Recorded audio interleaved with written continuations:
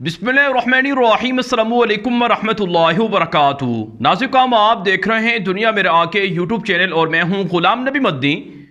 पाकिस्तान पर अमेरिका का, इसराइल का, भारत का हमला नाकाम हुआ है। पाकिस्तान को तोड़ने, पाकिस्तान को हंगामे और फसादात के अंदर मुब्तला करने के जो मंसूबे बनाए गए थे वो सारे के सारे ख़त्म और तबाह हो गए हैं। नाज़िर आप जानते हैं पाकिस्तान के मुंतखब हुकूमत को गिराना, पाकिस्तान के मुंतखब वज़ीर आज़म को हटाना और उसे धमकी देना कि हम आपकी हुकूमत ख़त्म करना चाहते हैं क्योंकि आप हमारी पॉलिसियों पर अमल नहीं कर रहे हैं, क्योंकि आप हमारे ख़िलाफ़ जाकर रूस से ताल्लुकात रखते हैं, क्योंकि आप हमारे ख़िलाफ़ जाकर तालिबान की मदद करते हैं और चीन से दोस्ती और ताल्लुकात रखते हैं, लिहाजा आपका इक़्तिदार नहीं रहेगा।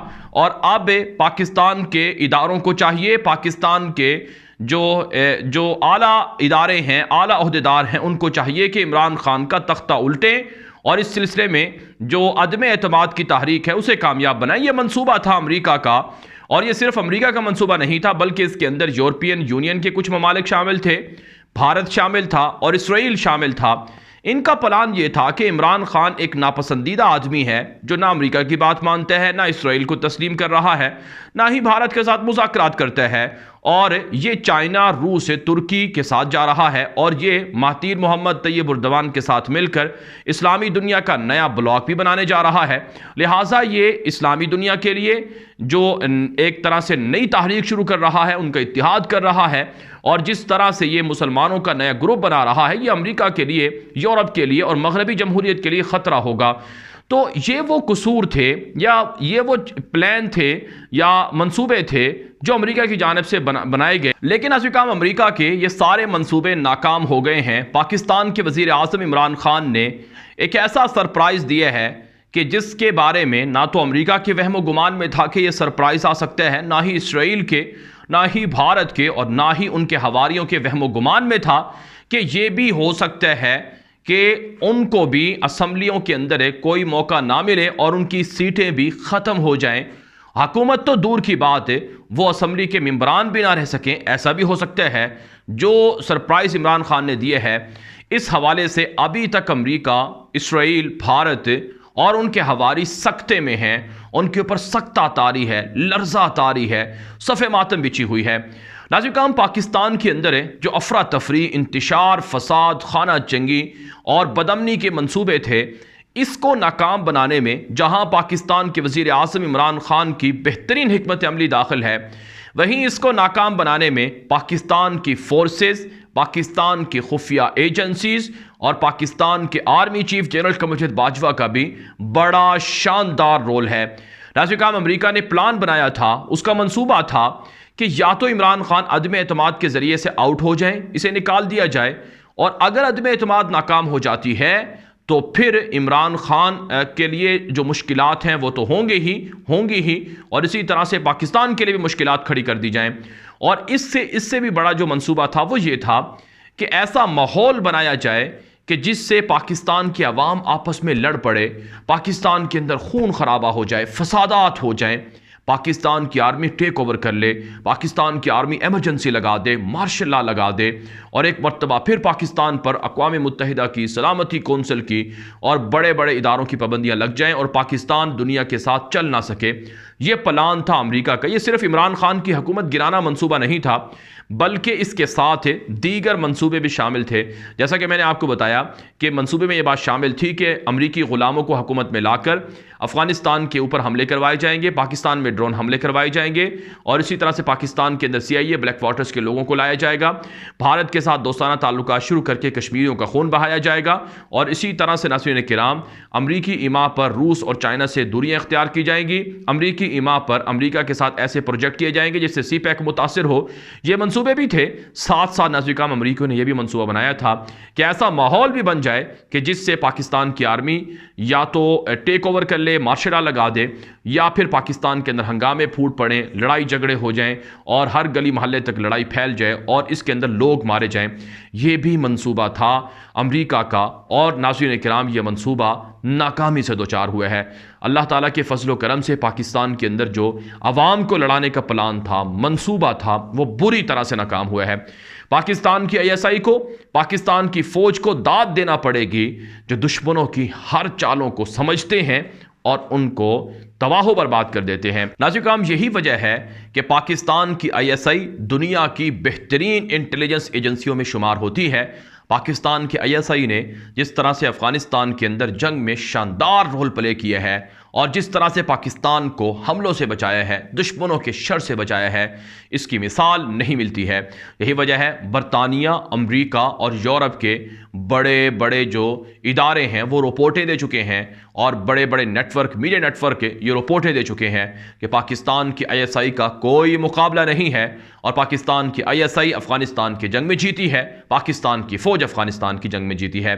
تو اس لیے ناظرین کرام، CIA نے، موساد نے، را نے، MI6 نے جو پلان بنائے تھے، جو منصوبے بنائے تھے پاکستان کے خلاف اور افغانستان کی جنگ کا بدلہ لینے کے لیے بنائے تھے، وہ سارے کے سارے منصوبے تباہ و برباد ہو گئے ہیں۔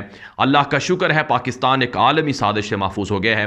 آپ کیا سمجھتے ہیں کہ پاکستان کے وزیر اعظم عمران خان کو جو عالمی سازش کا اندازہ ہوا ہے، جس طرح سے سفیر کے ذریعے سے انہیں پیغام پہنچایا گیا، کیا محض اتنا ہی انہیں معلوم ہوا ہے اور وہ ان کی اپنی جو سفارتکاری ہے دفتر خارجہ اس کے ذریعے سے معلوم ہوا ہے؟ نہیں ناظرین کرام، بلکہ پاکستان کے انٹیلیجنس ایجنسیاں پاکستان کے وزیر اعظم عمران خان کو لمحہ بلمحہ رپورٹ کرتی رہی ہیں کہ کون پاکستان کے اندر آ رہا ہے اور کون سا سفیر کس سے ملاقات کر رہا ہے اور کون کس سے پیسے لے رہا ہے اور کہاں پر وہ پیسہ خرچ ہو رہا ہے۔ سب کچھ پردے کے پیچھے سے پاکستان کے گمنام ہیروز سب چیزوں کو مانیٹر کر رہے تھے، ان کو پکڑ رہے تھے، اور جس کی بنا پر پاکستان کے وزیر اعظم عمران خان نے بڑے بڑے سٹینڈ لیے ہیں۔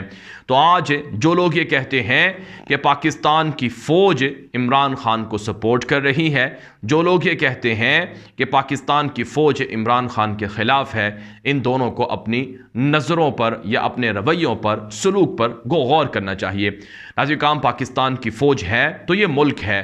پاکستان کی فوج اور انٹیلیجنس ایجنسیاں جس انداز سے اس ملک کی حفاظت کے لیے کام کرتی ہیں، اس میں کوئی شک و شبہ نہیں ہے کہ وہ وطن کی حفاظت کے لیے کام کرتی ہیں۔ ناظرین کرام، میں یہ نہیں کہتا ہوں کہ ہر ادارے کے اندر 100% ہی لوگ ٹھیک ہوں گے یا کسی ادارے کے اندر کسی بھی طرح کی برائی نہیں ہوگی۔ دنیا کے اندر نہ کوئی انسان مکمل طور پر ٹھیک ہو سکتا ہے کہ اس کے اندر کوئی خامی نہ ہو، کوئی اس کے اندر کوئی ایسا نقص نہ ہو، عیب نہ ہو، قطعاً ایسا نہیں ہو سکتا، اور نہ ہی کوئی ادارہ ہے۔ پاکستان کی فوج کے اندر بھی ایسے لوگ ہوں گے جن کے اندر برائیاں ہوں گی اور جن کے فیصلوں کی وجہ سے یقیناً اس ادارے کو بھی نقصان ہوتا ہوگا، لیکن یہ نہیں ہم کہہ سکتے کہ پورا کا پورا ادارہ یا پوری کی پوری جو ایک پورا کا پورا جو اعلیٰ عہدیدار ہیں، یہ سارے کے سارے لوگ خراب ہوں۔ اس لیے ناظرین کرام، میں آپ کو شروع میں بتاتا آیا ہوں کہ انشاءاللہ یہ سازش ناکام ہوگی، اور اللہ کے شکر سے یہ سازش ناکام ہوئی ہے۔ اب پاکستان کے اندر جو حالات ہیں وہ اب نئے الیکشن کے بن چکے ہیں، اگرچہ سپریم کورٹ کے اندر اس کیس کی سماعت ہونی ہے۔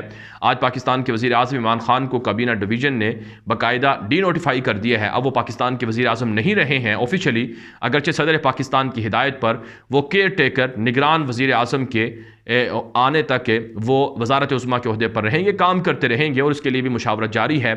لیکن ساتھ ساتھ ناظرین کرام، جو الیکشن کا ماحول بنا ہے، عوام پاکستان کے وزیر اعظم عمران خان کے حق میں نکلی ہوئی ہے، انہیں سپورٹ کر رہی ہے۔ ناظرین کرام، اس پورے معاملے کے اندر اگر کسی سب سے زیادہ مار پڑی ہے، یہ جو پٹا ہے، وہ لوگ ہیں جو امریکہ کی غلامی پر راضی ہوئے، جو امریکہ کی غلامی کو قبول کرنے پر راضی ہوئے، ان کو سب سے زیادہ برے انداز سے مار پڑی ہے۔ تو یہی وجہ ہے ناظرین کرام، اب ان کی چیخیں نکل رہی ہیں، وہ بے حد پریشان ہیں، ان کو سمجھ نہیں آ رہا کہ وہ کریں تو کرے کیا۔ اب صرف وہ سوشل میڈیا کے ذریعے سے، اپنے پیڈ صحافیوں کے ذریعے سے مہم چلا رہے ہیں اور ایسے ٹویٹ کر رہے ہیں کہ جس سے انہیں یہ لگتا ہے کہ پاکستان کے اندر آئین کو توڑا گیا ہے۔ کیا اس وقت آئین کی دھجیاں نہیں اڑائی جا رہی تھی جب سیدھ ہاؤس کے اندر 20 کروڑ میں جو حکومتی جماعت ہے اس کے لوگوں کو پیسوں کی عوض خریدا جا رہا تھا؟ کتنا بڑا یہ آئین کو توڑنا تھا کہ ایک ایسی خاتون جو مخصوص نشست پر وہ پارٹی کی جانب سے ایک طرح سے اسے تحفے میں دی ہوئی سیٹ تھی، اس کو بھی وہ 20 کروڑ کے عوض بیچتے. کتنا افسوسناک بات تھی. تو آج یہ آئین کی باتیں کرتے ہیں. جب انہوں نے خود آئین کی دھجیاں اڑائیں اس وقت انہیں آئین نظر نہیں آتا تھا.